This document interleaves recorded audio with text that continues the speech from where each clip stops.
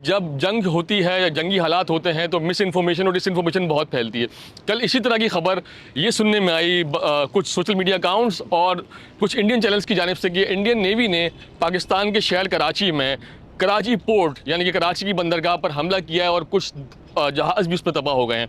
हम इस वक्त मौजूद हैं उसी मकाम पर जिसके बारे में दावा किया जा रहा है कि उसको तबाह कर दिया गया। हमारे पीछे इस वक्त कराची पोर्ट का वो इलाका है जहां आप कंटेनर्स जहाज़ देख सकते हैं। हमने इस पूरे इलाके को देखा है, ना हमें वहां किसी हमले का ना किसी स्ट्राइक का कोई नामो निशान नहीं मिला और यहाँ पर ऑपरेशंस भी ताहाल जारी हैं। आज भी जो ऑफिशियल्स हैं बंदरगाह के पोर्ट के, उन्होंने हमें बताया कि आज भी 9 जहाज़ यहाँ मौजूद हैं जो कि इंपोर्ट एक्सपोर्ट का काम यहाँ से होता है। उनमें से 3 जा चुके हैं, 2 भी यहाँ से जाने की तैयारी कर रहे हैं और ऑपरेशन यहाँ नॉर्मल हैं। ये पूरा इलाका इंतहाई सिक्योरिटी अलर्ट है। यहाँ पर हमने देखा कि यहाँ पर पाकिस्तानी फ़ौज और नेवी के एहलकार भी नज़र आए। चूँकि जंगी हालात हैं इसलिए उनकी मौजूदगी यहाँ पर कोई अलार्मिंग नहीं है, लेकिन जो दावे किए जा रहे थे कि कराची पोर्ट को तबाह कर दिया गया है, कराची पोर्ट पर जो है वो कई जहाज़ों को नुकसान हुआ है, ऐसी कोई निशानी हमें नज़र नहीं आई। और ना कराची पोर्ट के अंदर ना उसके बाहर।